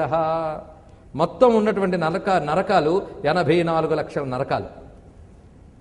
కొంచెం జాగ్రత్తగా ఇది ఎందుకు చెప్పామనే దానికి ఇతర శాస్త్రముల సహాయంతో దీనికి సమన్వయం చేస్తా. ఎందుకు ఇక్కడ 84 లక్షలు అన్నారో చెప్తా. 84 లక్షల నరకాలున్నా ఇక్కడ ప్రధానంగా ఉన్నవి 21 అని చెప్పాడు. 21 నరకాల పేర్లు చెప్తున్నారు ఇక్కడ. ఇలాంటి వర్ణనే భాగవతంలో కూడా ఉంటుందండి, గుర్తుపెట్టుకోండి. భాగవతంలో కూడా ఉంటుంది. ఇంకా నయం, ఆ ఉన్నవేమి మీకు ఎవరు చెప్పుండరు. చెప్పుంటే భాగవతం కూడా చదవకూడదనేవారు. ఎందుకంటే గరుడ పురాణాలు ఉన్నాయి కదా, గరుడ పురాణం చదవకూడదన్న మహాత్ములు ప్రబుద్ధులు ఉన్నారు ఇప్పటికీ. బాధాకరమైనంటే మహాత్ముల చేత పాలింపబడుతున్నటువంటి దివ్యమైన దేవాలయ సంస్థల్లో ఉన్నటువంటి వాళ్ళు కూడా అజ్ఞానం చేత ఇవి చెప్పకూడదు అనుకుంటున్నట్ట. వాళ్ళకి తెలియదు గరుడ పురాణంలో ఉన్నదే భాగవతంలో ఉంది, విష్ణు పురాణంలో, భారతంలో ఉంది. ఆ మాటకు వస్తే భారతంలో శ్రాద్ధ విధుల గురించి చాలా చెప్పాడు, తెలుసా మీకు? ఇంకా నయం, అది ఒకటి చెప్పాను కూడా ఎవరికి తెలియదు. భారతంలో ఏముందో తెలియదు. మన పండితులకు తెలిసి ఉంటే ఆ మాట చెప్పేవారు, భారతం కూడా చదవద్దని మహాత్ములు. పండితులు అంటే పండిత మన్యులు, ఉత్తమ పండితులకు ఎప్పుడు మనం నమస్కారం చేసుకుంటాం, వాళ్ళ పాదాలపై తల వంచుతాం, గుర్తుపెట్టుకోండి. సామాన్యుల గురించి, వీటిని శాస్త్రాన్ని తిరస్కరించే వాళ్ళ గురించి మనం చెప్తున్న మాటలు ఇవన్నీ. ఈ మధ్య మన అజ్ఞానం వల్ల ఎన్ని మూర్ఖత్వాలు జరుగుతున్నాయో చెప్తాను. ఈ మధ్య ఒక సభ జరుగుతుంది, ఏదో సభ, ప్రార్థన శ్లోకం చదవమని ఎవరిద్దరు పిల్లల్ని పిలిచారు. చీఫ్ గెస్ట్ గారు రాజకీయ నాయకుడు. అసలు ప్రార్థన సమయానికి రాడు అతను, కొంత అయిన తర్వాతే వస్తాడు బలగంతో సభను డిస్టర్బ్ చేయడం కోసం. ముందొచ్చి కూర్చోరు. ఆ రోజు పొరపాటు నుంచి ముందొచ్చి కూర్చున్నాడు ఆయన. ప్రార్థన ఒక ఆమె భగవద్గీత చదివిందండి, 2 శ్లోకాలు చదివితే ఈ స్టేజ్కి ఏమన్నాడు తెలుసా? ఇంత శుభంకరమైన సభ చేస్తూ భగవద్గీతల శ్లోకాలు చదువుతారేంటి అన్నాడు. ఈ మాట ఎవరికైనా బాధ కలిగించిందా? కలిగించలేదా? బాధ కలిగించలేదండి. భగవద్గీతను అశుభం అన్నాడే, బాధ కలిగించలేదా? కలిగించాలి. బాధ కూడా కలిగించలేదంటే బాధపడా. స్టేజ్ మీద ఏమన్నాడు? శుభంకరమైన ఈ సభలో భగవద్గీత శ్లోకాలు చదవడం ఏంటి అని. ఎందువల్ల ఆ మాట వచ్చింది? అంటే భగవద్గీత అశుభంలో చదవాలా? ఏమిటి ప్రారంభం అంటే, ఎవడైనా పోతే సంస్మరణ కింద టీవీల్లో రేడియోల్లో భగవద్గీతే ఇస్తూ కూర్చుంటారు. అంతేకాదు ఈ శుభాల్లో వేయడం వల్ల అదేదో అశుభానికి సంబంధించిన పుస్తకం అనే భ్రాంతి కలిగిందా లేదా? కొద్ది తరాలు గడిచిపోతాయి, అప్పుడు ఒకటే డిసైడ్ చేస్తారు, ఎవడైనా చచ్చాక భగవద్గీత చదవాలి అంటారు. అది ఎలా జరుగుతుందో గరుడ పురాణానికి ఇప్పటికీ జరిగిపోయింది. అలాంటిది గుర్తుపెట్టుకోండి, ఇదే జరిగింది. అంతేకాదు మొన్నొక నేను మాట విన్నాను, ఎవరో గోవిందా అన్నారు. గోవిందా అని అనకూడదండి అన్నాడు ఆయన. గోవింద అనకూడదా? గోవింద అంటే గోవిందేతి సదా స్నానం, గోవిందేతి సదా జపం. జబ్బులు పోతాయి. ఎలాంటి అశుచి పరిస్థితుల్లో ఉన్నా గోవింద అనుకుంటే శుచి అయిపోతాడు. అంత పవిత్రమైన గోవిందనామా అనకూడదు అంటే వాడు ఎప్పుడూ విన్నట్ట, శవాన్ని ఎత్తేటప్పుడు గోవింద గోవింద అన్నట్ట, అది వాడు గుర్తొస్తుంది. సర్వం శ్రీకృష్ణ చరణారవిందార్పణమస్తు. రమణ గోవిందో హరి గోవింద. నమః పార్వతీపతయే హర హర మహాదేవ్.